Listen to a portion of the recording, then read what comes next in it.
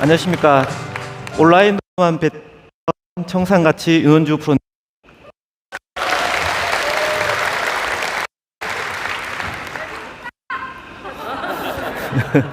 제가 온라인에만 한 이유를 아시겠죠? 주로 온라인에서는 모자를 쓰고 이제 제가 활동을 했었는데요. 저기 아직 인류가 해결하지 못한 유전공학적으로 해결하지 못한 문제가 있어갖고 제가 항상 모자를 썼었는데요. 오늘은 그냥 모자를 벗고 나왔습니다. 네, 오늘 저기 주제는 케이스타즘이 사실은 한 3년 정도 걸어왔는데요.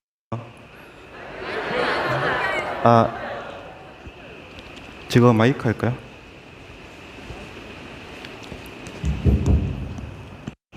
키는 잡죠? 이게?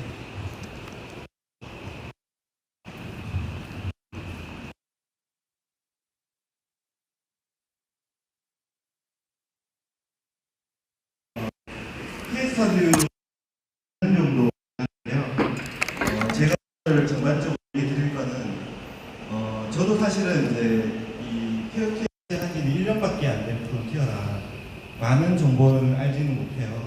그리고 또 재단에서 어떤 내용을 직접 드린 게 아니기 때문에 제 나름대로의 그냥 제가 케어케어를 누구도 하라고 저한테 강요하지 않았고 그냥 제 스스로 판단하고 케어케어를 투자하고 또 유저를 이제 확장하는 걸 같이 해야겠구나라는 생각을 했기 때문에 오늘은 제가 이제까지 보고 듣고 제가 이제 분석한 내용들을 같이 그냥 같은 프론티어 입장에서 공유한다고 이렇게 해주시면 될 것 같아요. 그래서 전반적으로는 케이스타디움이 이제 사실은 중요한 케이스가 두 가지인데요. 메인넷 이전하고 그리고 이제 며칠 뒤에 모르겠지만 오픈될 메인넷 이후 두 가지를 구분해서 볼 수 있고 사실은 원래 계획상은 한 5년 정도 메인넷 이전 단계를 갖고 나서 이제 5년 이후부터 실제 서비스인 메인넷을 하려고 했던 것 같아요. 그런데 이제 조금 이제 빨리 출시되면서 지금의 이제 상황이 온 것 같고요. 그래서 오늘의 주제 케이스타디움 메인넷 구조와 작동 원리 그 다음에 최근 툴에 대해서 많이 이제 얘기를 드렸었는데 왜 우리가 커뮤니티 풀을 좀 정확하게 이해하고 해야 되는지에 대한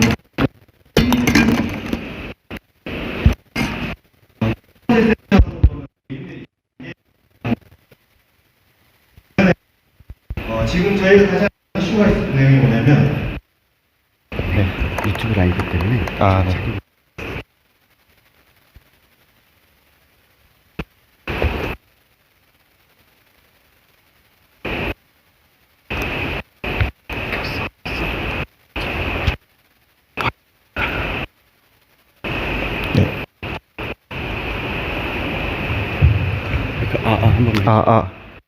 들리십니까? 네. 들고 하셔도 되십니다. 같이 해도 돼요? 같이 해도 네. 박수 한번 주시면 감사드리겠습니다. 제가 지방에서 한 몇 분밖에 안 모시고 이렇게 강의하다가 이렇게 많은 분이 있으니까 네, 조금 떨리기도 하고 그러네요. 네. 우선 이제 이 시작하기 앞서 지금 가장 저희가 이제 좀 힘들거나 좀 어려운 부분이 뭐냐면 거래소 가격이라 제가 이제 본론 들어가기 전에 거래소 가격적인 부분을 한번 얘기 드리고 이제 넘어가도록 할게요. 가격이 계속 떨어질 것 같죠? 우리가 흔히 생각했을 때. 그러다가 지금 가장 불안한 건 뭐냐면 KOK 코인이 없어져서 가장 무섭잖아요. 없어질까봐. 근데 이제 그렇지 않다는 걸 제가 이제 조금 설명드리고 싶어서 이제 이 차트를 준비했는데요. 이거는 어제자로 제가 이제 그 시세 차트를 지금 찍은 거예요. 자, 보시면 현재 저희가 한 5개년 계획 중에 딱 3차년도에 와 있는데요. 보시면 지금이 이제 사실은 3억 개 채굴이 안 될 것 같은데 연간 한 3억 개 채굴이라고 이해를 하시고 이제 제가 그거 기준으로 이제 설명을 드릴게요. 그러면 1년 365일로 나누면 하루에 신규로 유통돼서 발행되는 양이 약 82만 개 정도 돼요. 근데 아마 여기 계신 분들은 대부분 아시겠지만 기본적으로 50% 정도, 특히 레벨이 기존에 높았던 분들은 50% 정도는 채굴 한도 때문에 재채굴을 해야 되기 때문에 실제 유통 가능한 양은 50%밖에 안 돼요. 그래서 시장에서 나올 수 있는 양은 결국 41만 개 정도만 시장에 나와서 거래가 될 수 있는 거죠. 물론 또 홀딩하거나 코인을 모아 가시는 분은 안 판 분도 계시기 때문에 실질적으로 어떻게 보면 더 적을 수도 있어요. 하지만 최대치를 잡아서 산정을 해본 거예요. 자, 7달러일 때 만약에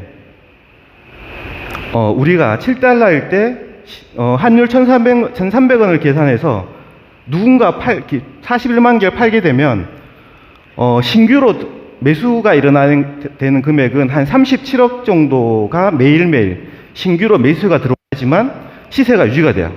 이해되시죠? 자, 이제까지는 우리가 메인넷 이전 단계이기 때문에 최윤규 박사님이 얘기하신 것처럼 수동 이륙. 그러니까 그게 뭐냐면 신규 유저의 4가지 코인 중에 비트이더, 테더, KOK 중에 가장 효율성이 나오는 코인이 뭐냐면 기축가격 7달러 기준으로 거래소 가격이 6달러면 이익을 보잖아요.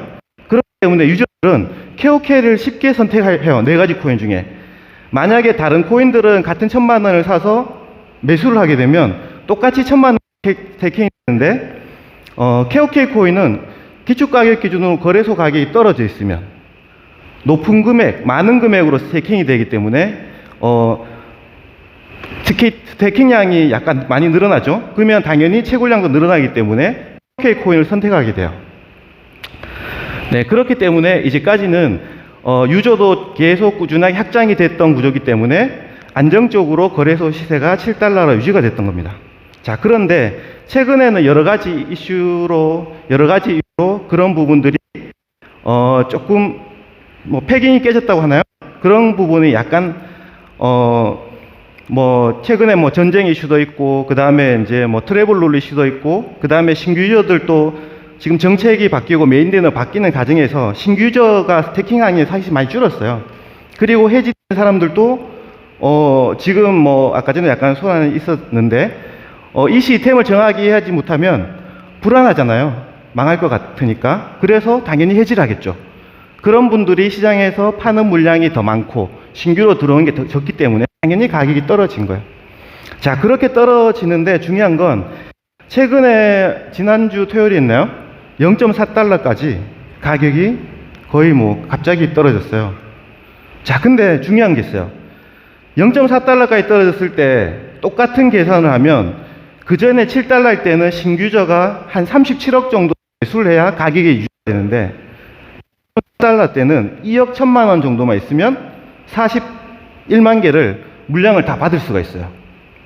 자, 근데 또 다르게 생각하면 0.04달러가 되면 2,100만 개면 2,100만 원이면 한 41만 개를 다 살 수 있는 거죠. 그래서 저 밑에 보니까 막 0.009에다가 7,700만 개를 누가 걸어놨는데 지금 보니까 그거는 우리 커플헤드가 있는 1억 개 수량을 단돈 한 7억으로 다 살 수 있어요. 대박이죠. 자, 그래서 가격은 끝까지 떨어질 수 있어요. 근데 떨어질 수 있는 유일한 한계는 있죠. 뭐냐면 그거는 이 플랫폼의 가치가 없을 때는 그래요. 그렇게 떨어지다가 그 7억에 7,700만 개도 살 가치가 없으면 당연히 떨어집니다. 그러다가 결국은 없어져요. 그게 대부분의 토큰 이코노미가 정확하게 이루어지지 않은 코인들은 그렇게 형성이 돼요. 그렇게 사라지는 거죠. 자, 근데 우리가 이제 우리 KOK 플랫폼의 가치를 보기 위해서 우리는 이제 인터넷 기반의 배달의 민족 B 플랫폼의 가치를 한번 따져볼게요. 배달의 민족은 원래 가족 몇 분이 한 2010년도에 가족 구성원 몇 명이 그냥 3억 출자해갖고 만든 회사예요. 그렇게 해서 어플한 개 만들어서 유저가 2010년도에는 0명이었겠죠. 그러다가 2012년도에 100만을 돌파하고 14년에 300만, 그리고 2017년에 500만, 2019년에 가 늘어나. 이게 실제 회원수가 아니고 우리로 치면 실제 움직이는 프론티어 숫자예요. 그러니까 활동성 데이터거든요. 실제 유저가 방문해서 계속 뭔가 이렇게 액션을 취하는 1000만인데, 이 당시에 독일 회사가 이 지분 한 87%를 4조 7천억에 사갑니다. 자, 근데 저도 원래 IT 전공이고 개발도 해봤지만 플랫폼 만드는 비용이 많이 안 들어요. 개발자 좀 뽑아갖고 이 배달의 민족 플랫폼 만들려면 한 수억 정도 주면 충분히 만들 수 있거든요. 근데 독일 회사가 이거를 거의 한 5조 가까이 있는 비용으로 사간단 말이죠. 그게 중요한 거예요. 그게 뭐냐면 결국 유저의 가치고, 이거를 산술적으로 따져보면 1인당 한 400달러 정도의 유저 가치를 인정해 준 거예요. 자, 그러면서 발생한 게 뭐죠? 2018년도에 독일 회사가 인수하기 전에 배달의 민족에서 이제 주문하면 일어나는 그런 거래 대금이 약 5조 2천억 정도가 거래된 거예요. 엄청나죠? 그냥 3억 출자해갖고 만든 회사의 가치가 5조 2천억의 실제 매출이 난 거고, 그죠? 네. 그리고 이거는 제가 이제 그 하이먼 민스키 모델인데요. 이들이 흔히 주식시장이나 투자시장에서 많이 쓰이는 모델이에요. 최근에 가격 때문에 여러분들이 좀 힘들어 하시길래 이거를 좀 카피해서 가져온 건데, 왼쪽 편에 있는 거는 실제 하이먼 민스키의 모델이에요. 이거 보면 처음에는 별 관심 없다가 사람들이 어디 사냐면 차트가 가격이 올라갈 때 보면 그때 사요. 왜? 더 갈 것 같거든. 그래서 력이 생겨요. 그래서 보통 보면 코인 시장도 모든 사람이 열광하고 주변에 엄청난 사람들이 많이 할 때 나도 돈을 벌 것 같아서 대부분 사람들은 거기에 사게 됩니다. 근데 그게 대부분 고점이에요. 이 차트가 요 뒤에 보시는 KOK 차트랑 비슷하죠? 그죠? 자, 근데 어디서 젊으면 한 번 가격이 떨어져 한 5달러, 4달러 떨어질 때는 아닐 거야, 다시 반등할 거야, 이렇게 생각해요. 심리적으로. 그러다가 쭉 그 가격이 내려오면 이제 슬슬 공포가 몰려옵니다. 그러다가 생각지 못한 내 가격이 딱 내려오면 거의 좌절에 빠져요. 그럼 뭐 하죠? 오른쪽 부분 보면 실제 개미들의 심리 상태를 나타내줘요. 옆에 약간 1818 하다가 모든 걸 던지고 시장을 떠납니다. 자, 그러면 꼭 그때쯤 되면 그때부터 가격이 이제 올라가요. 정상적인 회사들은. 왜냐하면 요 뒤에 있는데 요 약간 노란색으로 된 게 뭐냐면 KOK의 제가 평가하는 플랫폼 가치예요. 노란색 선이. 자, 우리 KOK도 본래 플랫폼 가격보다 너무 높이 올라간 거예요. 빠른 시간에. 왜 그러냐면 저는 사실은 작년 2011년 5월 달에 시작이기 때문에 그전 상은 잘 몰라요. 근데 대충 듣기로는 작년에 한 10만쯤 됐다 회원이 하더라고요.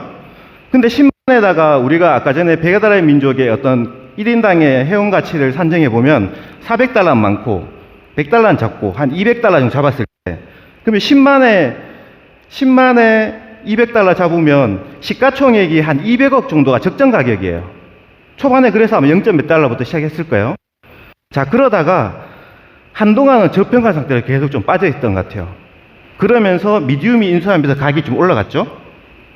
그때가 한 30만 정도로 제가 기억하고, 그러면 시가총액 기준으로 한 200억 정도 되는 게 있습니다. 자, 근데 이때가 불행인지 다행인지 제가 시작할 시점이에요. 제가 1달러에 시작했거든요. 자, 그때부터 저는 제가 생각하는 관점에서는 가격이 빨리 못 오를 거라고 생각했었어요. 왜냐하면 유저 느는 속도가 그 정도 안 됐기 때문에. 근데 실제 저는 그래서 제 채굴을 통해서 제 버블 자산을 만들었죠. 왜냐하면 뭐 가족, 우리 와이프도 투자지만 셀프 채굴로 투자를 하면 연간 한 470% 정도로 늘어났어요. 그 당시 7% 채굴이니까. 그게 저는 제가 좀 더 효율적으로 자산을 모을 수 있다고 생각했는데 실제 그게 아니었어요. 제가 한 기간 6개월 동안 7달러까지 올랐으니까 7배 올랐습니다. 1년에 470%, 그것도 와이프랑 같이 채굴하는 그 합산량이 그런데 그냥 가격만 7배 오른 거예요. 근데 30만인데 연말까지 유저가 70만, 80만 정도밖에 안 됐거든요. 유저는 두 배 늘었는데 실제 가격은 7배가 늘었어요.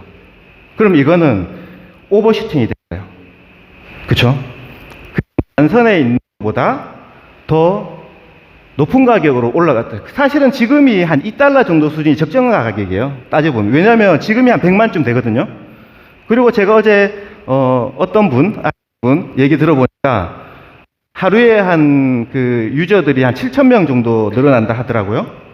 그러면은 이분이 1번은 아니시니까 봤을 때는 다 합산하면 하루에 10,000명 정도 늘어날 것 같아요. 지금 구조에서는. 어쨌거나 지금은 100만 기준으로 200달러 정도 1인당 가치를 치면 한 2천억 정도 같아요. 우리 유통량이 1억 개죠. 그죠? 그리고 지금 1달러 정도 하잖아요. 그러면 지금은 시장 가치보다 조금 낮게 형성되어 있다. 이렇게 생각하시면 돼요. 네. 자, 1번으로 들어갑니다. 요거는 제가 사실은 제가 볼런티어 활동 작년에 만들었던 자료인데 인용해서 일단 가져와 봤고요. 여기서 저는 중요한 포인트를 까지 가져왔는데요. 첫 번째, 저는 제가 본격적으로 이 사업을 시작하게 된 계기는 1차 리스크 해치 시점이에요. 시점이 언제냐면 제가 4월 4일 회원 등록을 우연찮게 등록하고 1차 시점이 언제냐면 인데 아마 그때는 비트 이더 테더로 스테이킹 받아서 하면 KOK 코인을 받다가 그 코인을 내가 거래소로 출금하고 싶으면 우리 지갑에 교환 버튼 기능이 있었어요. 그래서 교환 버튼을 누르면 그게 비트나이드로 한전돼서 거래소로 출금하는 구조를 띄워줬어요. 자, 근데 그거는 엄청난 재단의 리스크가 있다 보니 제가 4월 23일 날 등록했음에도 불구하고 더 이상 그렇게 뭐 300달러 말고는 더 이상 투자 활동이나 회원 초대를 안 했었거든요. 그 이유는 위험했기 때문에. 왜냐하면 잘 생각해 봅시다. 이제 저는 얼마나 재단에 스테이킹량이 있는지 모르겠지만 만약에 그 전에 한 2년 기간 동안에 유저들이 비트 이더로 스테이킹해서 총 한 1,000억 정도의 스테이킹 자산이 모여 있다고 쳐봐요. 자, 그러면 아시다시피 초기에는 채굴률이 12%였어요. 그리고 좀 지나서 채굴률이 9%. 엄청난 증가 속도.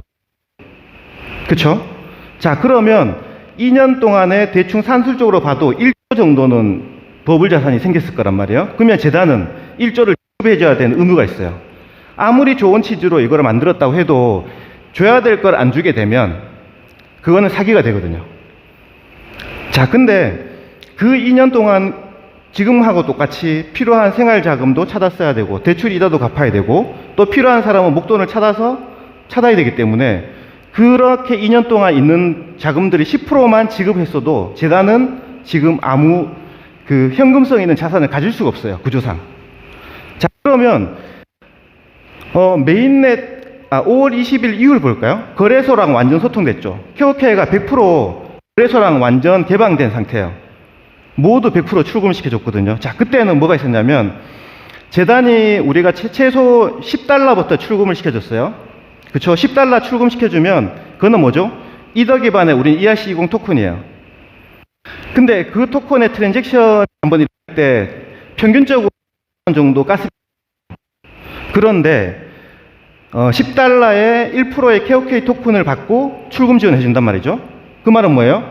재단이 우리한테 비용을 지급해 주면 비용을 써가면서 출금을 지원하고 있는 상태예요.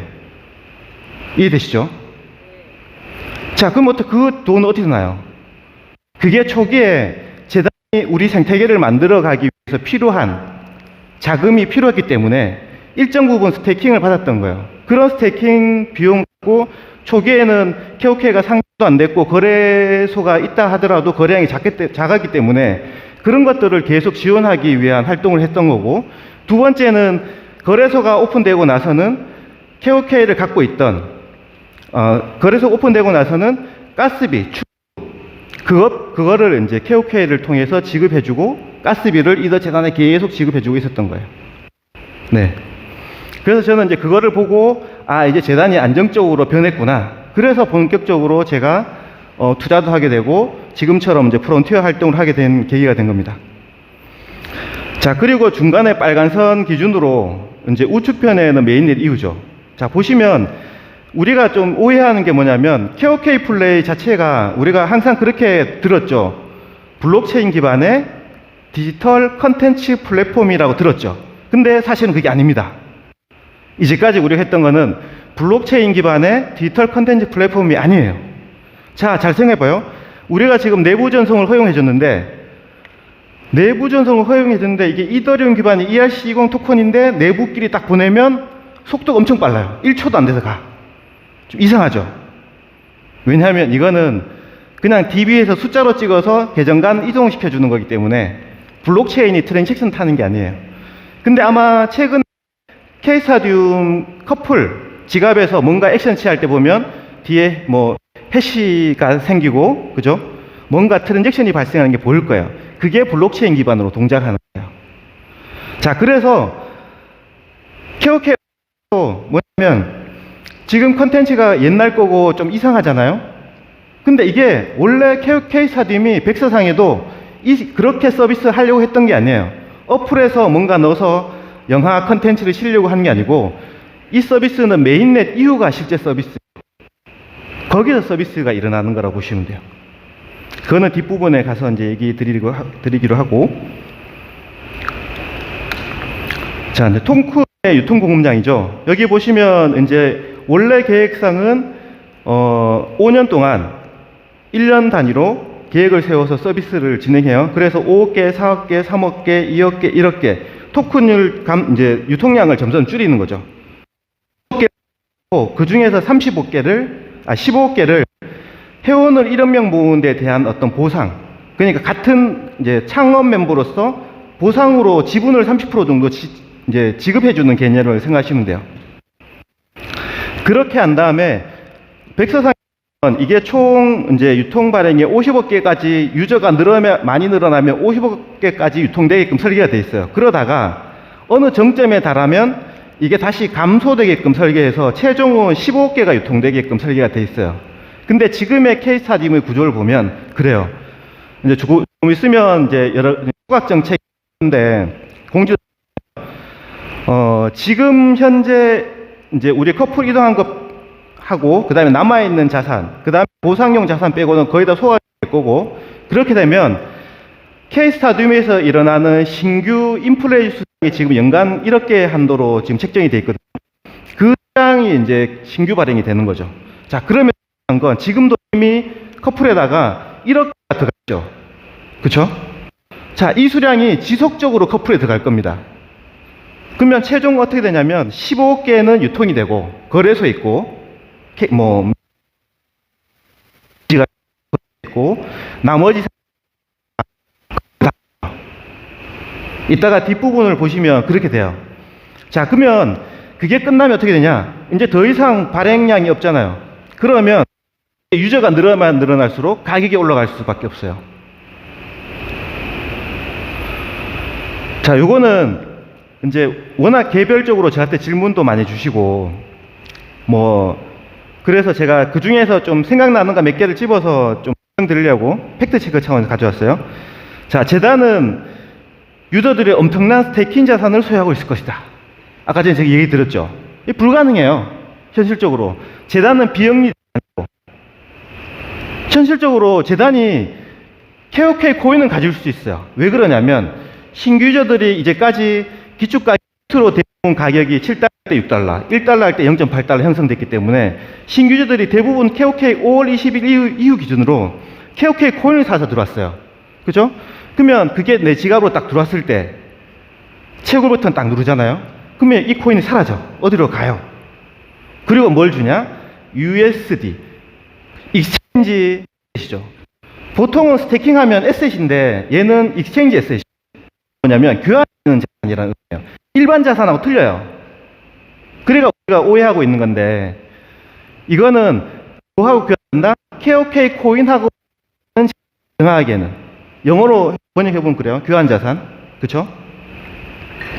자, 근데 우리가 채굴 버튼 눌렀을 때, 그리고 다음날 나오는 코인을 또 채굴 버튼 눌렀을 때 이게 어디 가냐?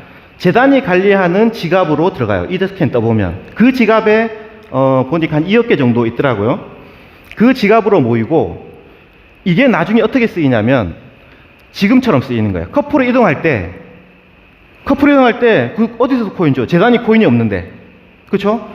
이 코인을 이더리움 기반에 있는 거는 일종의 소각 같이 이제 없애고 K-스타디움에 있는 메인넷으로 새로 발행시켜 주는 거예요. 그거를 유저들이 하기 편하게 만들려면 중간에 브릿지를넣어서 이제 하게끔 만들어 주는 거, 일정 부분 받는 거고요. 자, 그래서 결국은 재단이 갖고 있는 그걸로 나중에 제가 처음에 이런 생각했었거든요. 계속 가격이 올라가고 이제 처음에 재단 이사장님이 5년 내 100달러가 못 될 이유가 없다. 그러면 그게 어떻게 되냐면 제 논리상 보면 총 15개가 유통이 되고 100달러면 시가총액이 180조예요. 이 180조로 내 교환 자산이 늘어나는 걸 어떻게 줄까? 고민 안 해봤어요? 그걸 줘야 되잖아요. 어떻게 주냐면 잘 생각해 보세요. 지금 예를 들면 10,000달러는 시장에서 예를 들어서 1,000만 원 주면 살 수 있어요. 100달러가 되면 지금 만콕은 1,000만 원 주면 살 수 있잖아요. 100달러가 되면 10억 주죠. 그러면 지금 내가 1,000만 원 사갖고 만콕을 사갖고 예를 들면 1달러 때 채굴을 해서 열심히 막 3년 동안 5년 채굴을 해요. 자산이 늘어났어요. 12억이 됐잖아요. 근데 그때는 매행재단은 10,000개 주면 끝나요. 왜냐하면 12억 나누기 100달러 해버리면 딱 폭이 10,000개죠. 그러면 나는 10,000개 샀고 시간이 지나서 열심히 나는 100배를 늘렸는데도 불구하고 10,000개 주면 끝나는 거예요. 그게 기축가격이 있는 이유예요. 우리가 오해하는 게 7달러 기축가격이 이게 가격을 잡아줘야 되는 역할을 한다고 그 핵심 가치로 생각하시는 것 같아요. 그게 아니에요. 원래 이거는 토큰이 5억 개, 4억 개, 3억 개, 2억 개, 1억 개를 유통하는 과정에 유통 공급량을 조절하기 위한 거예요. 그렇죠? 우리가 이제 12%, 9%, 7%, 4% 이렇게 반감기 주지만 가격을 올리면서 개수를 줄이고 그리고 예치된 자산의 수량을 줄이는 반감기거든요. 그렇게 해야지만 우리가 재채굴을 통해서 늘어나는 자산의 버블을 잡을 수가 있어요. 뭘로? 시가총액으로. 시가총액이 만들어지면 결국은 그 시가총액 안에는 코인 개수고 그걸로 지금처럼 우리 커플에 그거를 그냥 코인으로 넘겨주면 아무 문제가 없어요. 이제는 전장에서 보면 2차 디스켓지가 메인넷 나올 때가 2차 지금은 어느 때보다 사실 안정할 단계고 저같이 가치 투자자 관점으로 봤을 때는 사실은 지금부터 본격적으로 해야 되는 거예요. 근데 일반인들은 그걸 잘 이해를 못하죠. 특히 이제 안티카페는 이런 구조적인 이해를 못하니까 이해가 안 돼요. 네. 이럴 때 뭐라고요?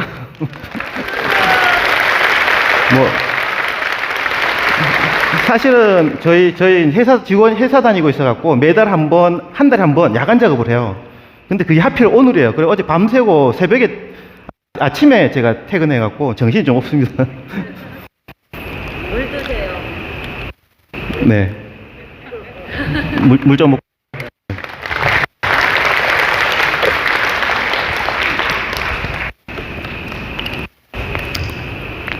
자, 그 다음에 이제 맨날 한다 말만 있고 서비스는 언제 출시하는 것이나 도대체 이런 얘기를 엄청 많이 들어요. 근데 제가 아까 말씀드렸잖아요. 메인 레이저는 서비스 단계가 아니에요. 그냥 우리가 유저 모으기 위해서 어느 정도 그냥 UI로 보여주는 거예요. 좀 뭐 저렴한 비용으로 이제 협력해갖고 쇼핑도 마찬가지고 실제 서비스 단계가 아니에요. 자, 잘 해보세요.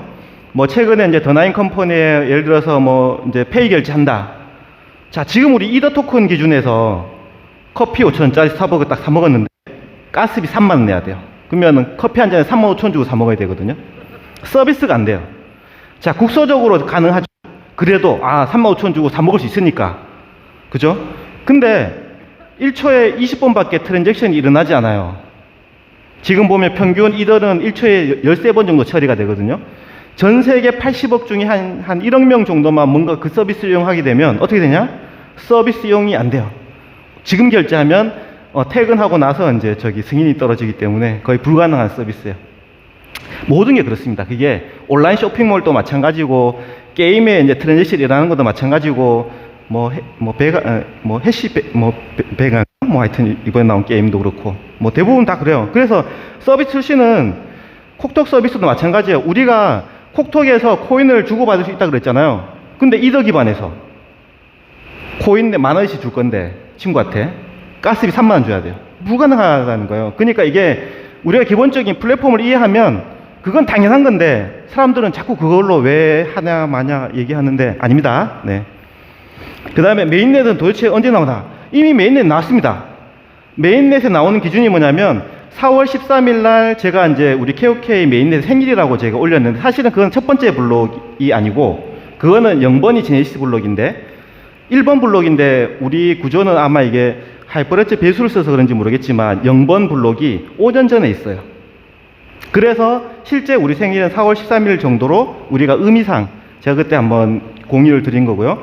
그러면 4월 13일 기준으로 실제 스타트된 겁니다. 그전에는 2월 28일 날 사실 메인넷이 나온 거고요. 그때 오픈 베타. 그러니까 우리가 자동차를 만들어도 그 뭐죠? 테스트를 하잖아요. 잘 돌아간지. 그것 때문에 오픈 닫아놓고 50명만 테스트 해보고 이상 인지 없는지 보고 그리고 난 다음에 오픈 베타를 해요. 지금처럼 우리 유저들끼리만 하고 그 다음에 뭘 하냐면 이제 일반 오픈. 그건 전 세계 80억 인구를 대상으로 하기 때문에 사실 준비가 많아야 돼요. 왜냐하면 지금처럼 고객센터들이 이러면 안 되고 그 다음에 여러 가지 그거를 운영할 수 있는 시스템도 갖춰야 돼요. 그래서 지금 재단도 강남에다가 지금 그 팀을 구성하고 지금 다 꾸리고 있거든요. 준비 과정이고. 그러니까 그런 부분들은 충분히 우리가 이해를 해야 돼. 왜냐하면 일반적인 다른 메인넷도 그렇게 빨리빨리 안 나와요. 한다 그래 놓고 제가 리플 투자자였는데 리플도 그 에어드랍 받은 게 있거든요. 스파크 토큰이라고. 그것도 아직까지 지금 메인넷이 안 나왔어요. 나온다고 한 지 벌써 2년이 지났는데요. 그만큼 그 기술적으로 만드는 게 중요한 게 아니라 전반적인 걸 형성해야 되는 그게 어렵다고 생각하시면 돼요. 네. 그 다음에 거래소에 세탁기가 돌아간다. 뭐 이런 얘기가 있더라고요. 뭐 재단이 다 팔고 있는 거 아니냐. 제가 그래서 이거를 확인해 봤는데 실제 뭐 하루에 43만 개씩 막 거래소로 출금되는 게 있어요. 쿠코인 거 등지에. 근데 이걸 지갑을 제가 역추적해 보면 뭐냐면 유저들이 한 달에 한 12,000개 정도 유저들이 한 지갑으로 출금을 해서 여기서 또 한 번 거쳤다가 파생돼서 여러 가지 지갑으로 나눠서 분산돼요. 왜 이러냐면 우리 KOK 어플은 기본적으로 유저들이 100만 명 있다 하잖아요. 그 100만 명 안에는 그냥 DB로 된 일종의 DB로 된 지갑 주소로 쭉 형성돼 있고 그 중간에 출금을 지원하기 위한 이제 그 외부랑 소통할 수 있는 블록체인의 지갑 주소가 있다고 생각하시면 돼요. 왜냐하면 100만 명을 하루에 한 번씩만 출금 지원해주면 가스비 수수료 120원 받는데 콕으로 가스비가 2, 3만 원 나가요. 이 서비스가 불가능해요. 그래서 묶어서 그거를 통으로 묶어서 지원해 주는 거예요. 그러면 가스비도 많이 줄일 수 있고 서비스를 원활하게 돌리기 위한 거예요. 네. 근데 그걸 보고 이제 안티카페에서는 뭐 계속 판다 그러는데 그거는 뭐 일단 말이 안 되는 얘기예요. 기축가격 얘기는 제가 아까 말씀드렸죠. 기축가격의 기본은 그러니까 가격의 유연화도 하나의 도움은 되는 건 맞지만 실적으로는 유통량을 조정하는 게 첫 번째고 그러면서 아까 전에 제가 말씀드린 것처럼 네 가지 코인 중에 KOK를 살 때 효율적이기 때문에 이제 KOK를 사서 들어온 효과 때문에 가격이 안정화됐었다고 이해하시면 돼요.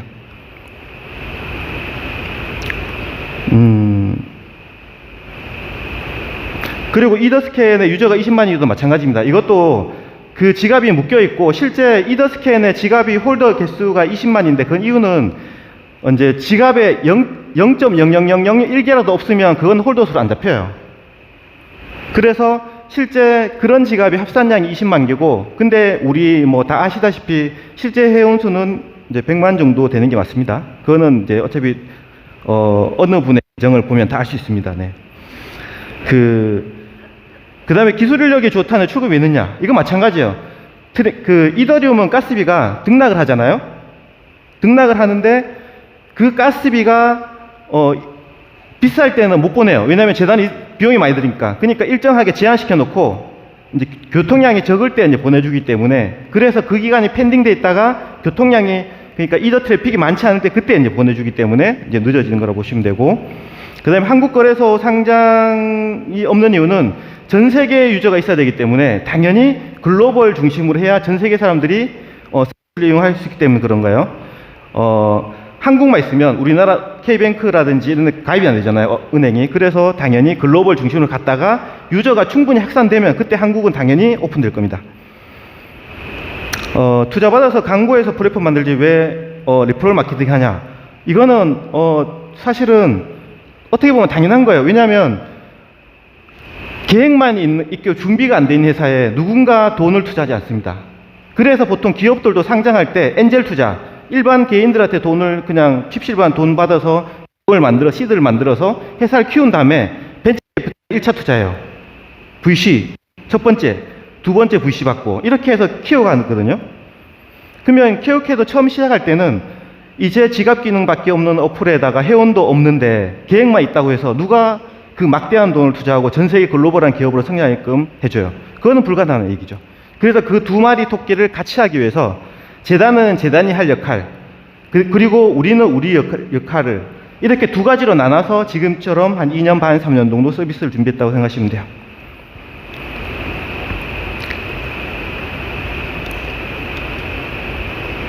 요게 흔히 이제 제가 주로 4가지 관점으로 이제 봐서 투자 여러 가지 분석할 때 쓰는 건데요. 기본적으로 재정 상태나 재무, 그 다음에 경쟁력이 충분히 있는지, 그 다음에 직원들을 위한 정책. 이게 뭐냐면 비트코인으로 비유하자면 뭐냐면 직원들을 위한 정책이 뭘까요? 사토시는 사라졌잖아요. 그 정책이 비트코인의 채굴자, 우리로 치면 프론티어, 그분들에 대한 정책이에요. 10분 동안 채굴이 나오면 50개를 지급해주고, 그 다음에 비트코인이 채굴에 쓰이면 가스비로 지급해주고, 오너마인드. 저는 이 4가지를 거의 체크하고 케어케를 시작했다고 생각하시면 돼요. 이거는 비트코인의 실제 지갑 계정수예요. 근데 2010년도에 비트코인이 만들어졌을 때는 실제 지갑 수가 거의 없죠.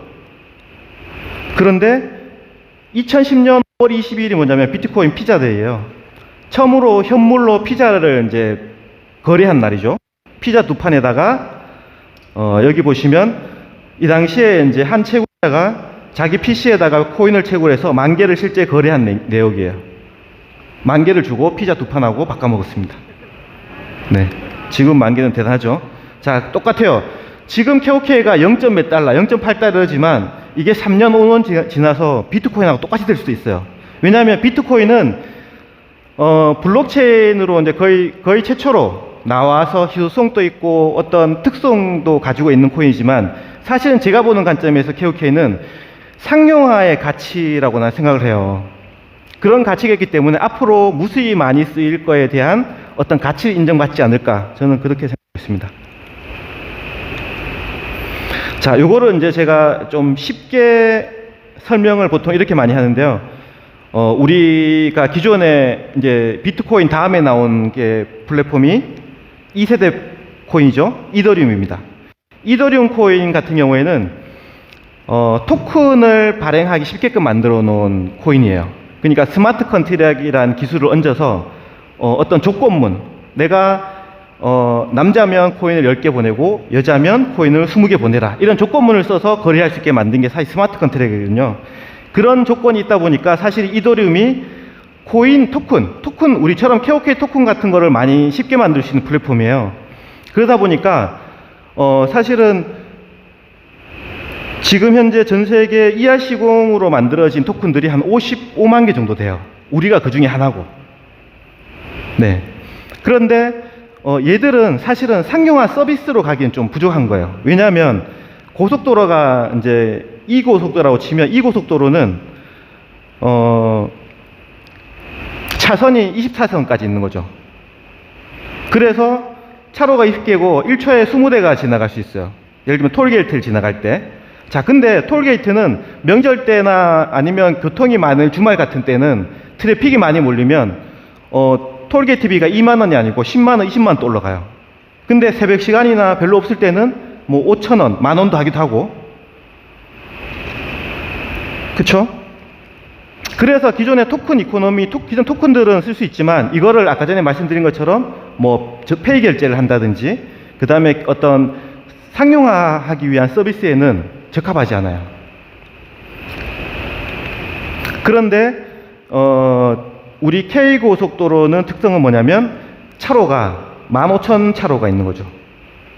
그러니까 1초에 15,000대가 동시에 지나갈 수 있으니까 수수료를 100원 정도만 받아도 충분히 가치가 나오는 거죠.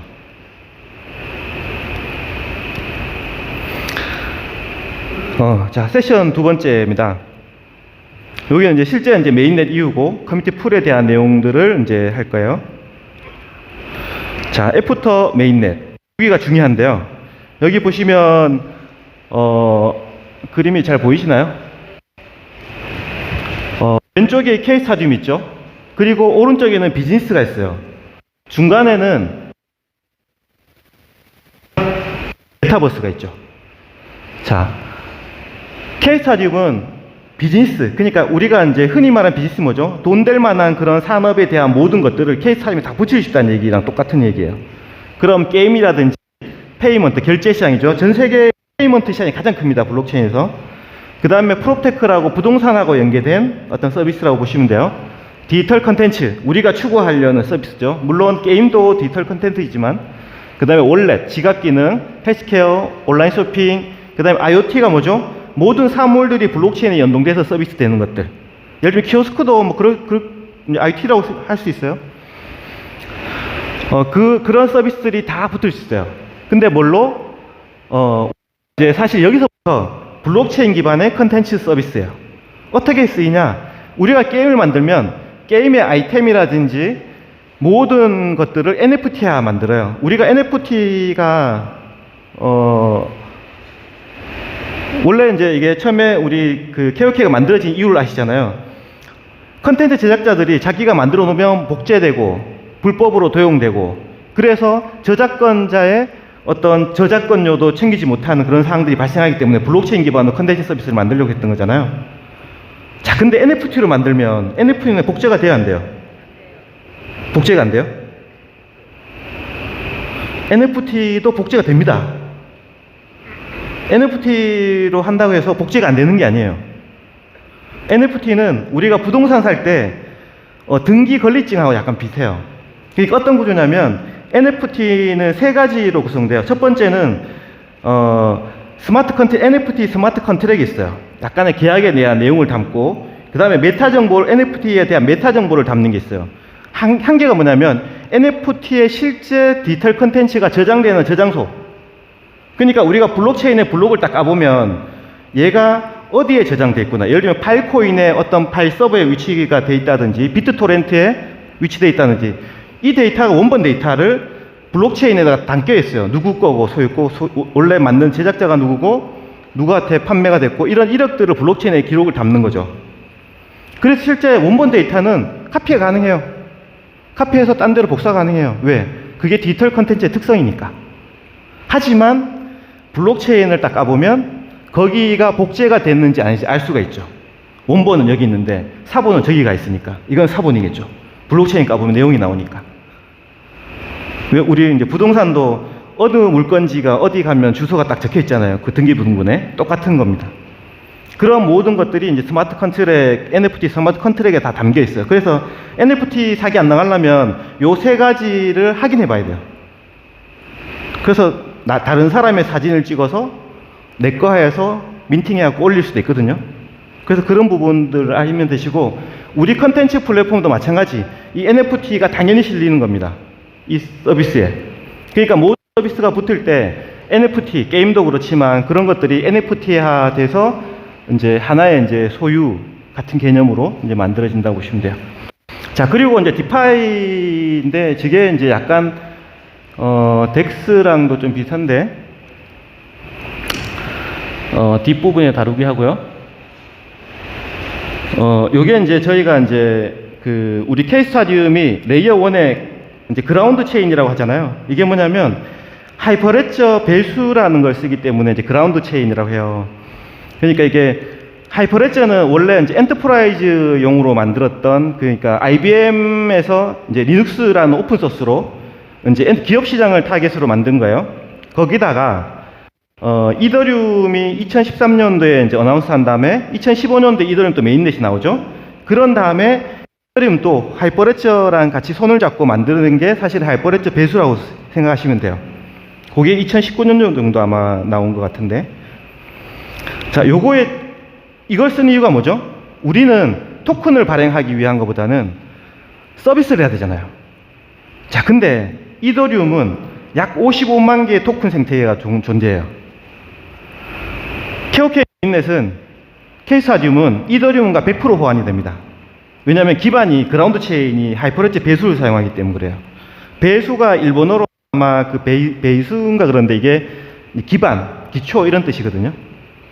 그러니까 하이퍼레저도 프로젝트가 여러 가지 있는데 그 중에서 하나를 우리 이제 기반 메인넷의 기반으로 쓰고, 그래서 만약에 언제 A라는 토큰이 솔라나의 메인넷에 써서 발행된 거는 만약에 이더리움으로 가려고 그러면 새로 개발해야 돼요, 완전히.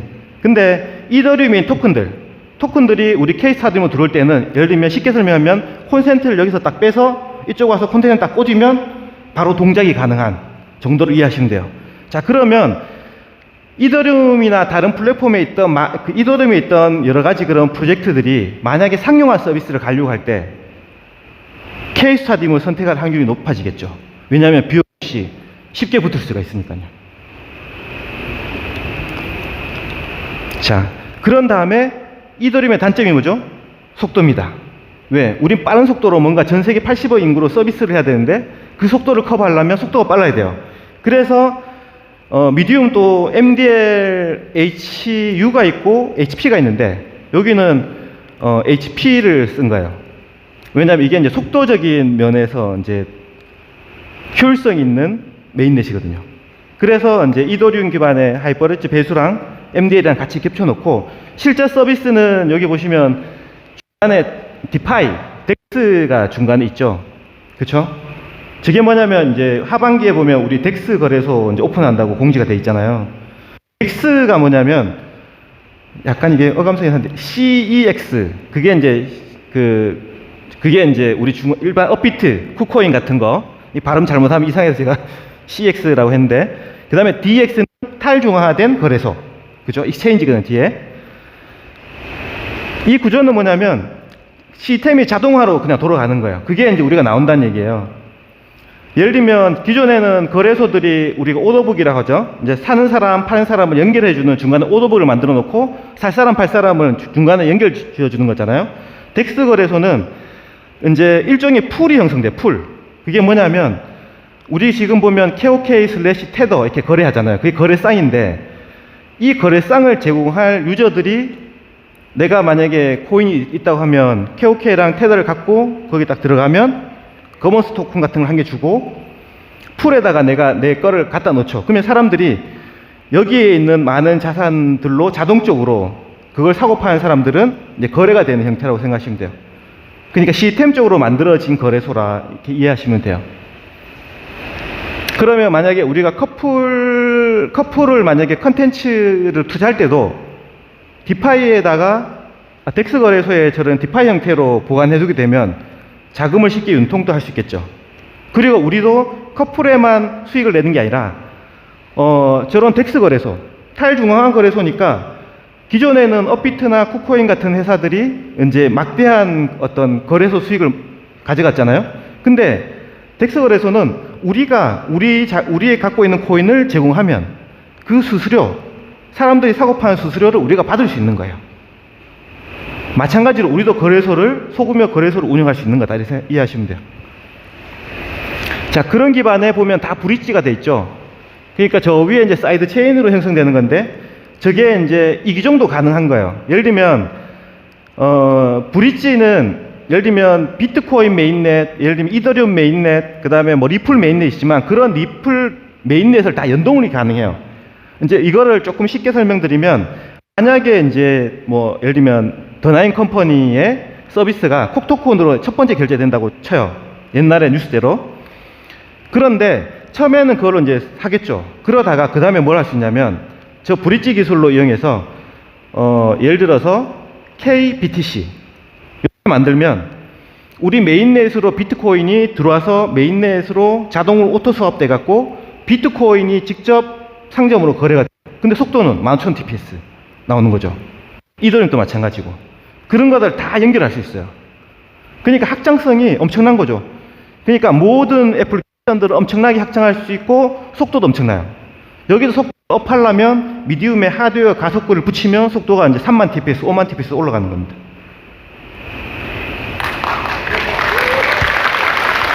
네. 자, 로드맵에 나와 있죠. 2022년 EQ까지는 다 끝났죠, 그죠? 그라운드 체인 오픈 테스트하고 브릿지 하고 그죠? 모든 과정을 지금 잘 준비하고 있어요. 사실은 가격적인 부분이면 지금 3년 동안 이룬 성과 중에는 엄청난 성과를 만들어 온 거예요. 지금까지 보면. 그 다음에 3Q에 보면 이제 iOS도 런칭이 되죠. 이제 애플에서 쓰는 핸드폰. 그 다음에 이제 포럼이 아마 생기면 어떤 형태일지 모르겠지만 전문가들이 다 모인, 그렇죠? 그래서 지금처럼 이제 각 SO들이 나와서 토론하고 어떻게 할 건지 뭐 이런 전반적인 얘기들을 할 수 있는 그런 장이 아마 계속 열릴 것 같아요. 그거는 다른 이제 디포스 방식에도 많이 하니까. 브릿지 두플렉스 서비스는 양방향 브릿지 서비스인데 이제 보통 우리 이렇게 이해하시면 돼요. 메인넷이 있다는 얘기 뭐죠? 코인 마켓캡에 들어가서 그 코인을 누르면 ERC20이 있고 그 다음에 메인넷이 딱 적혀 있는 게 있어요. 그러면 우리도 메인넷이 오픈됐다는 얘기는 모든 거래소의 메인넷 체계로 다 바뀐다는 얘기죠. 자, 그렇게 되면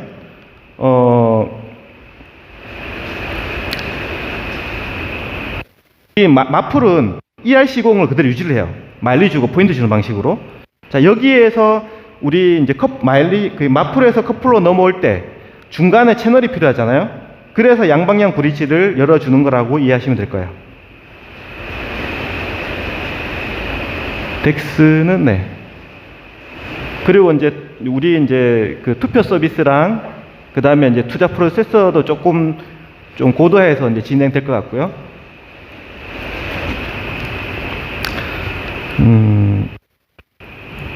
네. 자, 근데 이제 커뮤니티 풀로 넘어가 보겠습니다. 이제 가장 아마 자신이 안 됐고 신청하신 분들도 많기 때문에 이 부분이 많이 궁금하실 거라고 생각이 들어요. 일단 우리 재원을 먼저 알아볼게요. 요게 이제 그 커뮤니티 풀에서 주는 리워드 재원이에요. 자, 인플레이션 수량은 우리가 총 이제 최초 발행된 수량이 50억 개. 그거는 ERC20의 이더리움 기반에 50억 개 있고 메인넷에 신규로 이렇게 발행되어 있다고 생각하시면 돼요. 그래서 우리가 브릿지에서 넘어온 것들은 ERC20에서는 그대로 따로 잠궈두고 여기에서 메인넷에 발행된 새로 이렇게 찍어주는 형태 이렇게 이해하시면 돼요. 그러니까 실제 메인넷 또 지갑을 열어보면 다 그렇게 관리가 되고 있어요. 지금도. 자, 그런 상태에서 인플레이션 수량은 이제 물가가 상승하기 때문에 계속 가격이 오르면 안 되잖아요. 그래서 적정량의 유통량을 인플레이션 비율만큼 공급을 해주는 거예요. 시장에다가. 그 수량을 초기에는 1억 개로 이제 2%, 5, 20, 1억 개죠. 2%를 시장에 유통하게끔 이제 해놓은 거예요. 자, 그 중에서 실제 시장에 유통되는 양은 얼마냐면 지금 6천만 개입니다. 6천만 개. 2천만 개는 유통되지 않아요. 그건 어디로 들어가냐면 우리가 이제 지금 1억 개에 모여있는 지갑으로 바로 들어갑니다. 그러면 그거는 이제 우리가 이제 D앱을 투자하기 위한 벤처 캐피탈 자금으로 그냥 바로 들어가기 때문에 걔는 유통되지 않죠. 보팅 파워도 없어요. 바로 들어가요.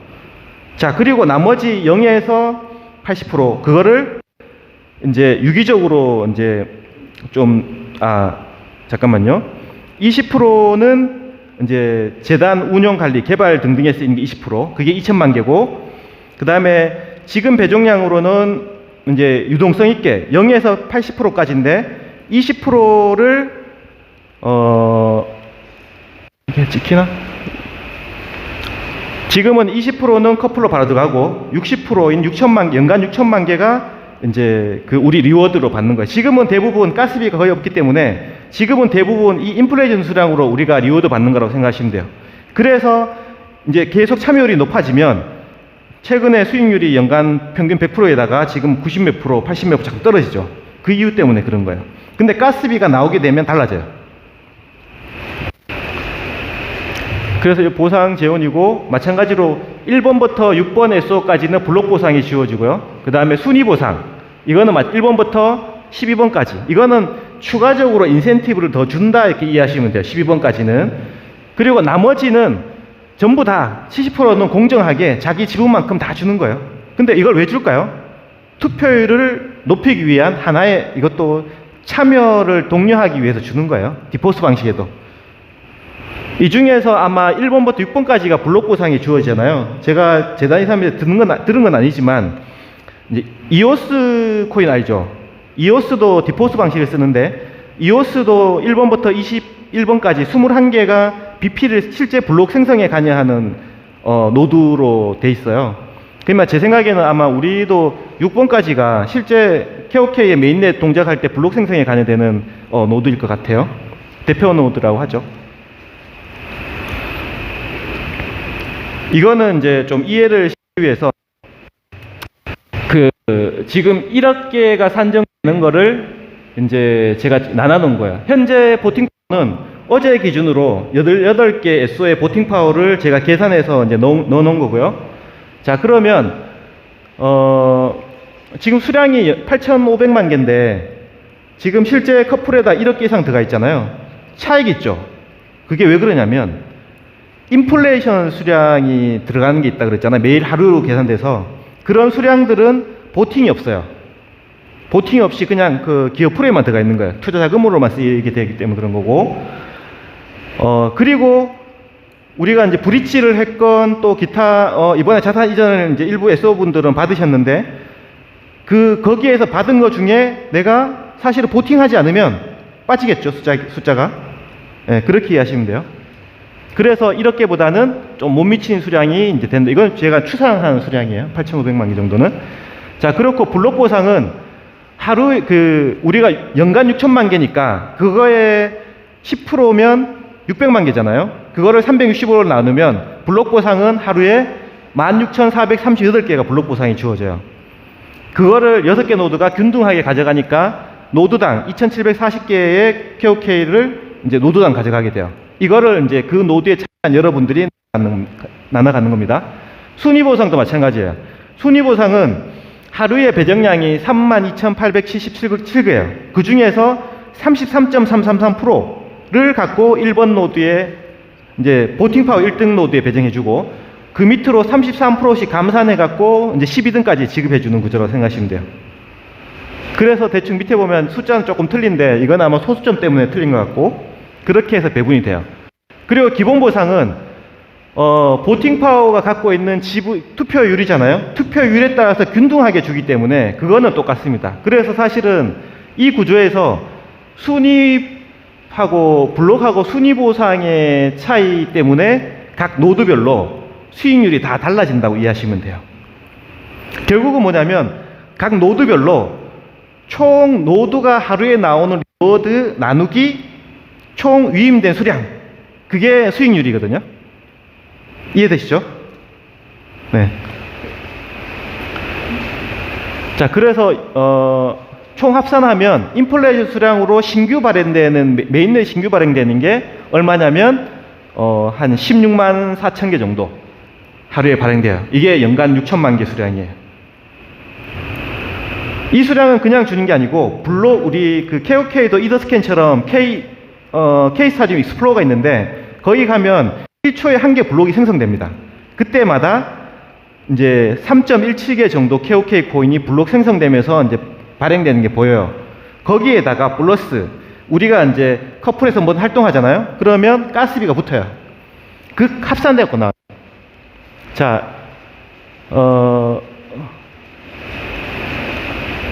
여기 보시면 가스비가 붙었을 때 이거는 이제 제가 어느 정도 수량을 산정해서 이제 이렇게 변해요. 여기 보시면 이게 아마 하루에 한 1,000만 트래픽 정도 나오는 걸로 계산한 거거든요. 그러면 블록 보상도 같이 올라갑니다. 왜냐하면 우리가 이제 트랜잭션이 발생할 때 블록이 1초마다 계속 생성될 때 거기에 계속 트랜잭션이 붙거든요. 그래서 마찬가지로 그만큼 가스비가 계속 붙어요. 블록 안에. 그 보상들이 합산되기 때문에 동일하게 10%, 20%, 70% 나눠지고 그 비율대로 늘어납니다.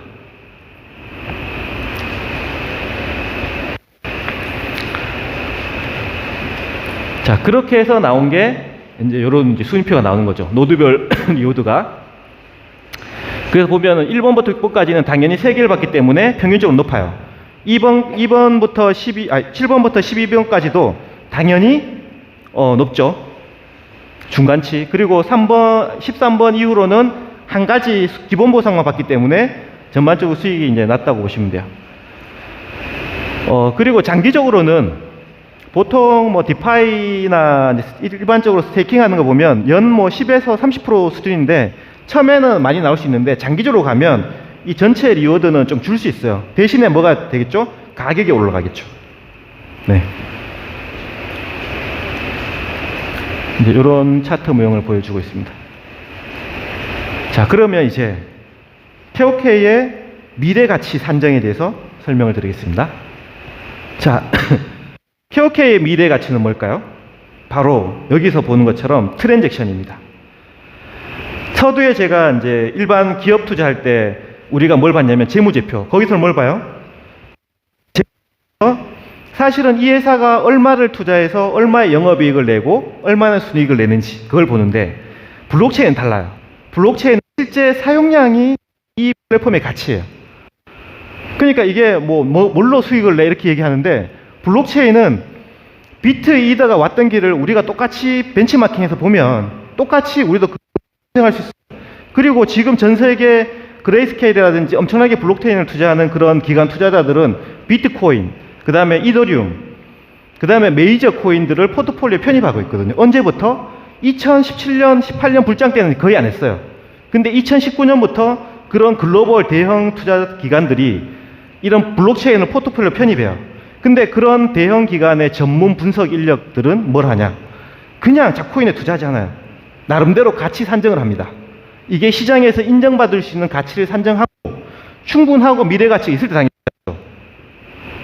미친 거 아닌 이상은 그냥 사지 않습니다. 네. 자, 여기 보시면 그래서 우리 KOK도 트랜잭션이 중요해요. 그리고 지금 여기 모여 계신 분, 그리고 오지 못한 모든 전 세계에 계신 분들이 지금부터 우리는 진짜 중요한 역할을 해야 돼요. 이 트랜잭션을 발생하기 위해서. 자, 잘 볼게요. 자, 기본적으로 대부분 여기 계신 분 커플 거의 이동하셨나요? 네. 커플 가셨을 텐데, 자, 1,300명 있다고 쳐요. 그리고 전 세계에는 100만 명 있습니다. 한 명이 일단 저 케이스를 볼게요. 저는 일단 거기서 들어오면 한 번 트랜잭션이 발생하죠. 그죠? 자, 거기 들어와서부터 이제 처음으로 지갑에서 send to commit pool로 하면 내 지갑에, 개인 지갑에 있는 KOK가 이렇게 있는 커플, 벤처 캐피탈 지갑으로 지갑끼리 이동하는 과정이에요. 그러면서 트랜잭션을 발생하고 가스비를 발생시켜요. 내 지갑에서 다른 사람 지갑을 주는 행위예요. 저기 체크하고 누르는 게. 자, 그러면 한 번 트랜잭션. 그러면 보상으로 뭘 주죠? 내 코인은 어디 이렇게 막 갇혀 있잖아요. 그러니까 보상으로 SOP라는 일종의 투표권 같은 걸 주는 거예요.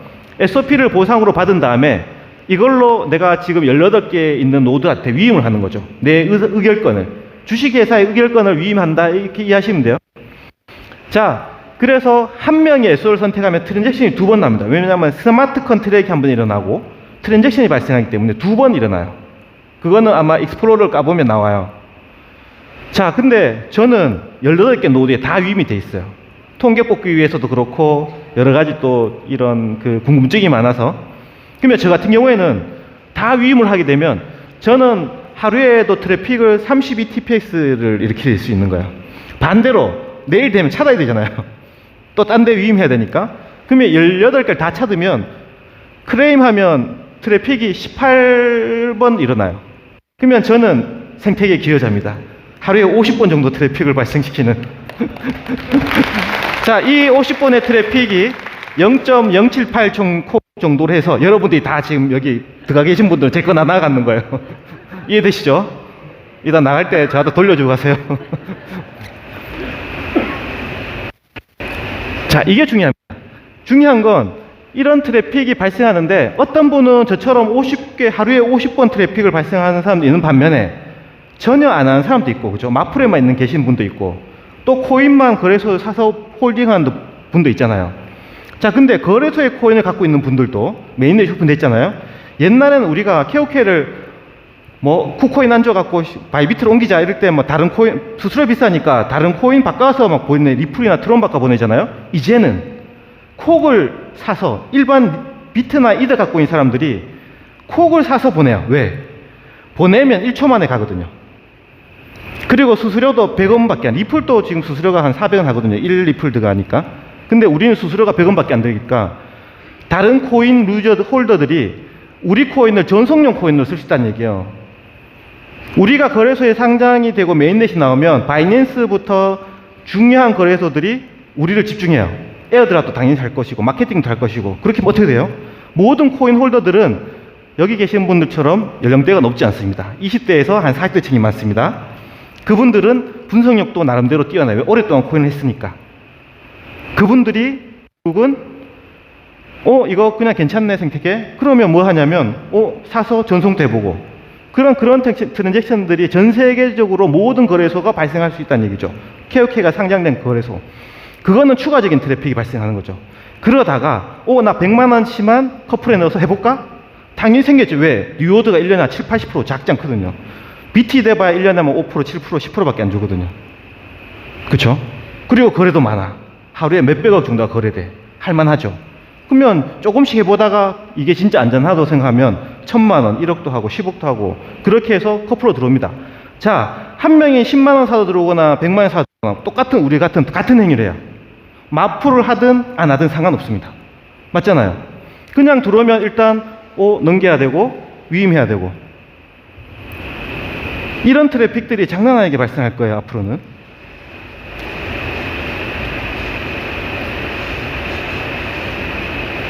자, 여기 보시면 요거 베이직 트래픽, 이건 기본적으로 일어나는 트래픽이라고 제가 써놓은 거고, 실제 오리지널 트랜잭션이라고 했는데, 이게 이제 미디움에서 이제 이번에 원칭이 될지 안 될지 모르겠지만 마크를 보니까 가능성이 있어 보이는데, 해시가스라든지 예를 들면 그 카카오가 한 애니판 게임이라든지 테트리스, 뭐 오징어 게임, 이런 드라마라든지 킹덤 같은 거,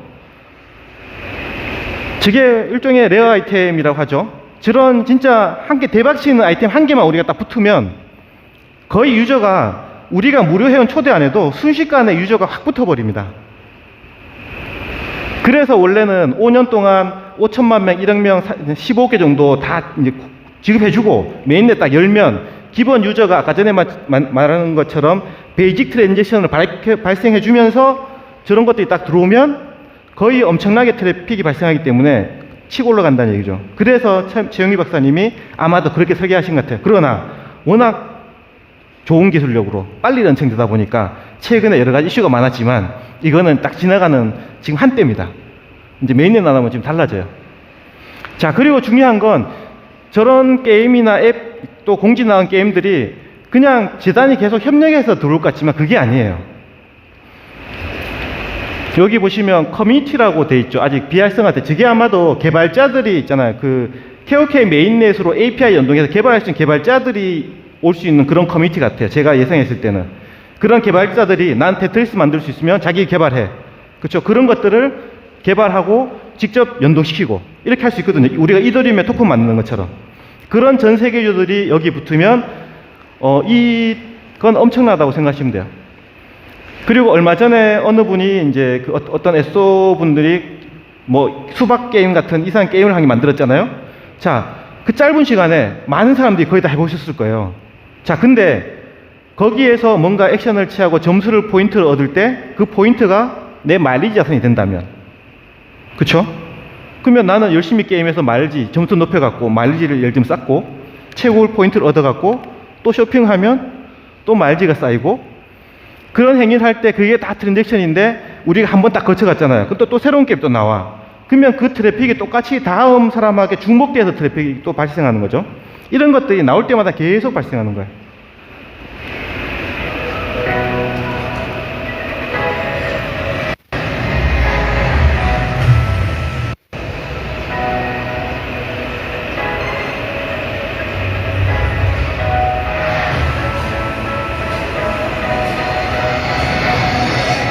이게 지금 미디움에서 개발하고 있는 해시베가스. 곧 런칭이 된다는데 K스타디움이 딱 붙으면 난리 나겠죠.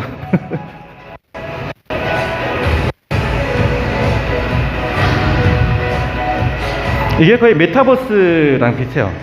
예전부터 메타버스 구현한다고 했는데 여기 안에 들어가서 여러 가지 칩이라든지 아이템들을 NFT화해서 그거를 우리가 거래할 때는 덱스라는 거래소, 4월달에 나오는 덱스 거래소에서 그냥 내가 거래할 수 있는 거예요.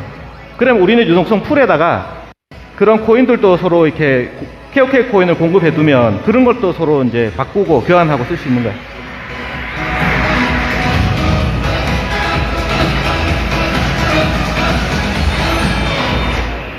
네.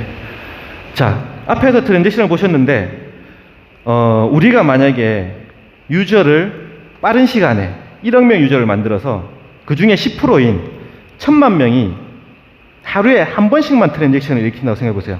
아까 기본 트래픽, 그 다음에 또 추가 트래픽. 그죠? 그러면 보통 한 번당 그 가스가 0.08콕 정도 빠져요. 뭐 더 적거나 많은 것도 있는데, 그랬을 때 하루에 78만 콕이 해수가 됩니다. 가스비는 이미 시장에 유통된 거를 해수하는 과정이에요. 이제까지 우리가 2년 반 동안 채굴 해서 유통돼 있잖아, 여러 가지 코인들이. 그거를 가스비가 발생하면 해수가 돼요. 그건 왜 그러냐면 비트코인을 보시면 비트코인이 2100개가 210년까지 250년까지 나오게끔 2100만 설계되어 있거든요. 자, 근데 비트코인 전 세계 수십만 채굴자들이 채굴하다가 채굴량이 적어서 안 나오면 노드를 멈춰버리면 비트코인 동작을 안 합니다. 근데 돌아가요. 왜? 그때부터는 이미 유통된 거 갖고 뭘 쓰냐면 가스비로 수익이 늘어나요. 가스비가 2100만 개가 시장에 다 나와도 가스비 생태계로 돌아가는 거예요. 그러면 채굴자들은 두 가지를 받는 거예요. 지금도 신규 발행하는 비트코인 10분에 6.25개 그리고 가스비가 발생하는 거를 유저들이 쓰면 해수돼서 그게 어디로 가냐? 우리로 말하면 프론티어. 비트코인은 채굴자들이 기여자들이기 때문에 그 부분들 나눠주는 거예요. 커플은 우리가 기여자이기 때문에 우리가 시장 유통을 안 시키는 대신에 회사가 발생하는 막대한 가스비를 우리한테 주는 거예요. 이해되시죠? 자, 그러면 아까 얘기 드렸잖아요. 지금 우리가 3억 개 정도가 연간에 신규 유통 발행되는 건데 가스비가 해소돼서 다시 들어온다고 생각해봐요. 시중 유통량이 말이겠죠.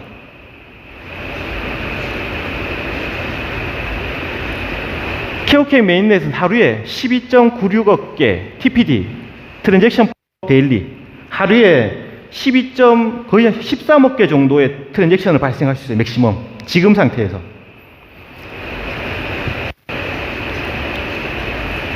자, 이더리움의 가격 차트입니다. 이더리움이 2015년도에 나왔어요. 메인넷 오픈이 2015년도인데 당시 이더리움이 1달러였어요. 1달러였고 그 당시에 트랜잭션을 까보면 하루에 거래가 우리 KOK 트랜잭션이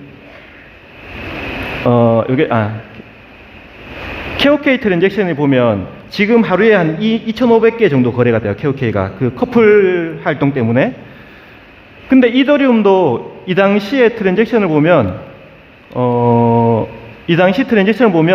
한 2,500번, 작을 때는 1,700번, 많을 때는 몇천 번밖에 거래 안 됐어요. 1달러. 자, 근데 이더리움의 트랜잭션을 보면 2017년도에 코인 불장이 생기면서 많은 사람들이 코인을 하게 되면서 그리고 많은 그 토큰들이 발행이 되면서 트랜잭션이 엄청나게 늘어나요. 그래서 지금 하루에 120만 건의 거래가 일어납니다. 이더리움이. 지갑 계정 수는 1.9억 개예요. 이더 생태계의 이런 지갑 수가. 그러니까 그거는 0.0001개라도 있어야 되는 거니까 실제는 그 몇억 이상의 이더리움 플랫폼을 쓴다는 얘기죠. 그러니까 이더리움은 이렇게 가는 거예요. 시가총액이 지금이 한 188조 정도 해요. 맥시멈 갔을 때는 한 600조에서 700조 정도 됐을 거예요. 자, 1000억짜리 회사가 우리 KOK 지금 1000억입니다. 똑같죠? 왜? 메인넷 나온 시기도 비슷하고 트랜잭션도 비슷하고. 자, 얘들은 토큰 만들기 위한 좋은 거, 우리는 애플리케이션 상용화하기 가기 좋은 거라고 생각하시면 돼요. 자, 근데 마찬가지로 보시면 이것도 봐봐요. 3년 동안 짧은 시간에 버블이 일어나면서 1558배가 올랐지만 여기 보시면 트랜잭션은 하루에 120만 건 처리되다가 한 절반 정도밖에 트랜잭션이 안 줄었죠. 근데 희한하게 가격은 한 200만 원 하다 가격은 10만 원까지 떨어진 거예요. 뭐예요? 저평가 구간. 저때 사는 거예요. 우리가 이 기본적인 밸류에이션 측정할 수 있으면 이때 사는 거예요. 저때는 높죠. 팔아야죠. 자기 본질 가치보다 높을 때는.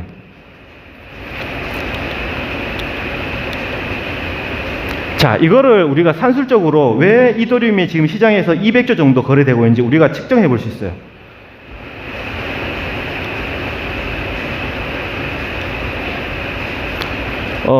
이더리움의 가스비는 여기 보시면 2020년대부터 보면 가스비가 많이 가격도 늘어서 가스비가 평균 한 3만원 정도, 25달러 정도 거래돼요. 3만원. 자, 이 3만원 곱하기 하루에 120만 건이 거래되잖아요. 그러면 이더리움의 프론티어들은 얼마를 도대체 벌어가는 거예요? 가스비로. 하루에 한 달에 1조, 1년에 12조 원에 되는 돈을 누가 가져간다? 이더리움의 프론티어인 이더리움 채굴업자. 그 모든 채굴자들이 가져가는, 재단이 가져가는 거 아니에요. 그 트랜잭션을 다 가져가는 거예요. 하지만 KOK는 93원, 싸지만 많은 트래픽을 발생하면 된다는 거죠. 자, 똑같이 이더리움과 비교하면 이더리움은 하루에 120만 건의 가스비 3만 원 계산하면 하루에 360원의 가스비 비용이 발생하죠. 이 이더리움 기반으로 산정한대요. 그 다음에 월 1조, 연간 12조. 자, 12조인데 기업을 평가할 때도 적정 가치가 있어요. 뭐냐면 올해 이익을 갖고 몇 년치를 받았을 때 이 회사를 지금 이제 사는 기준으로 평가할 수 있느냐, 그 기준이에요. 주식 하셨던 분은 아실 텐데 PER이라고 이익을 갖고 몇 년치를 따져서 지금의 인수를 따지냐 뭐 이런 내용이에요. 자, 12조를 지금 188조니까 PER이 15배. 그러니까 12조 곱하기 15면 188조가 시장 거래 가치란 얘기예요. 이게 맥시멈 갔을 때는 한 60배의 미래 가치가 나왔던 거고, 그러면 그게 얼마냐면 거의 한 700억, 뭐 700조 이렇게 나왔던 거죠. 자, K스타디움이 1만 명이 하루에 5번 평균 트래픽을 발생하고 가스비를 100원 정도만 책정하면 하루에 50억, 월 1,500억, 연간 1.8조가 되는데 적정한 시가총액을 이더리움 기준으로 산정하면 약 27조가 나와요. 15배 때. 맥시멈 밸류에이션 높게 받으면 약 100조 가까이 나와요. 이게 생각해 보시면 15개가 유통이 다 됐다는 가정이죠. 이게 뭐 바로 1억 명이 바로 안 될 수도 있잖아요. 1억 명 중에 우리가 1,000만 명 산정하는 거니까.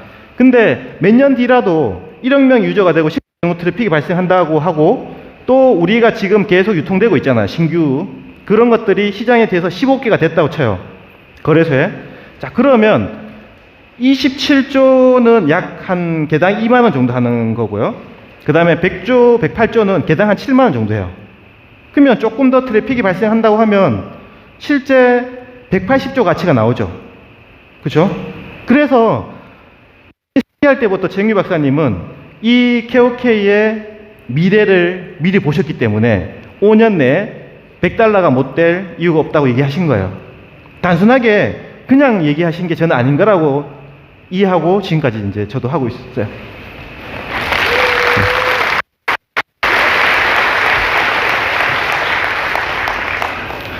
자, 그래서 이제 우리는 중요한 게 있습니다. 지금부터 그 미래 가치를 만들어야 됩니다.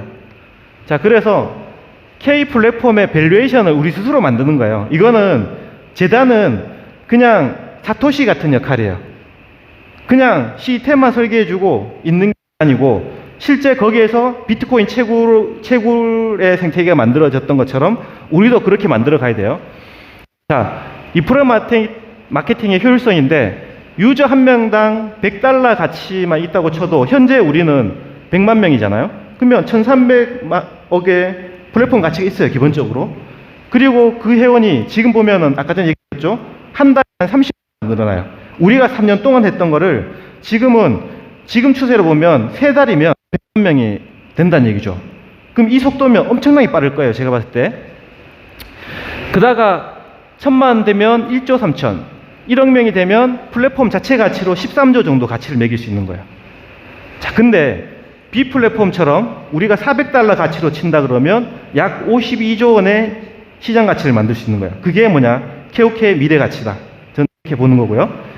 자, 그거를 우리가 하기 위해서 리퍼럴 리워드를 이제 제가 톡방에 공유 드린 게 있는데 사실은 아직까지 정책이 정확하게 발표되지 않았기 때문에 애매할 수는 있으나 제가 이해하는 수준의 작성한 거고요. 왜냐하면 무료 리퍼럴이 돈이 안 된다는 얘기가 많이 있어서 실망하시는 분들이 많기 때문에 실제 이거는 우리가 노력에 따라서 돈이 될 수 있다 를 보여주기 위해서 만든 자료라고 보시면 돼요. 자, 한 명이 $100 친구 초대하면 어떻게 됩니까? 기본적으로 내가 친구 처음 초대하면 나는 기본 $100 있어요. 왜? 초대받았기 때문에 누구한테.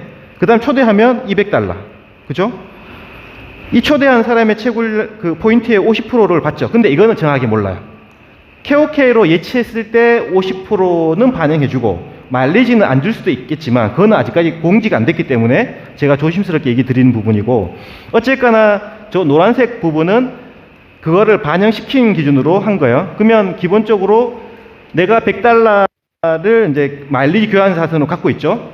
그러면 포인트로 다음날 $4 정도 내 마이닝 리워드가 나와요. 그리고 내가 친구한 초대도 $100를 당연히 마이닝 되겠죠. 그러면 그 친구도 $2 정도 나와요. 그리고 트랜잭션 피가 리워드 보상으로 나온다. 뭐냐면 마플이 기본적으로 연간 5, 4, 3, 2 이렇게로 이제 나오면서 유저를 확장하게 설계되어 있잖아요. 그러면 그 재원을 써야 된단 말이죠. 그러려면 보상을 줘야 되는데 옛날처럼 등급 후원을 없앴기 때문에 그에 상응하는 뭔가 지급을 할 거예요. 유저를 늘리기 위해서. 그 기준을 삼을 때 제가 봤을 때 그냥 친구 초에서 $100 받고 끝나는 게 아니라 이 친구도 그 생태계 안에서 포인트를 뭐 하루에 한 달에 한 $4, 5,000원 정도 받아서 만화 보든 영화 보든 쓸 수 있는 유저를 만들어주면, 그죠? 또 그분들이 커플에 또 사서 들어갈 수도 있고 그거 만들어서 커플에 갈 수도 있잖아요. 이런 활성화된 유저를 만들어주면 우리가 보상을 더 줄게요. 그게 뭐냐면 가스비에 대한 산정이에요. 그러니까 가스비를 준다는 게 아니고 만약에 내가 초대한 사람이 1000명이면 리퍼럴로 1000명이면 1000명이 얼마나 활동 점수가 높냐에 따라서 그거를 수치화해서 리워드 보상에 합산시켜 줬다는 얘기라고 생각하시면 돼요. 이해되시죠?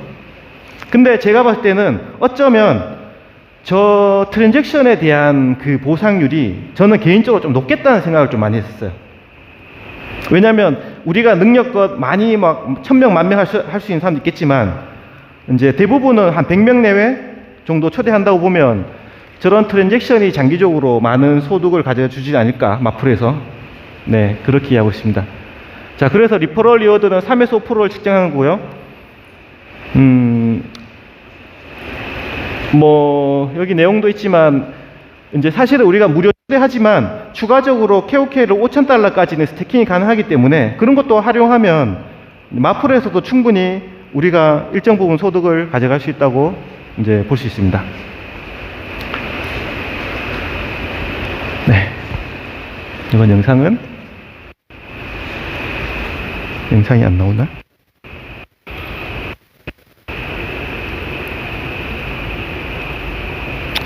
마지막으로 이 영상을 보고 마치겠습니다.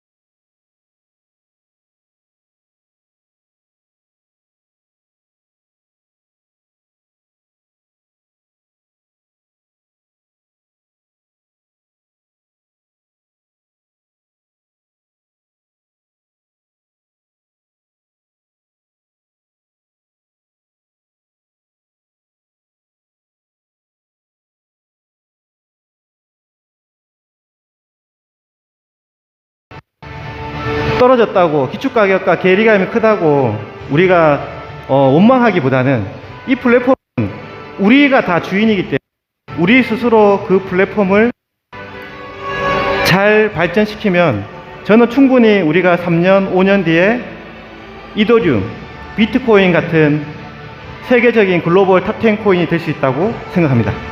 네, 감사합니다.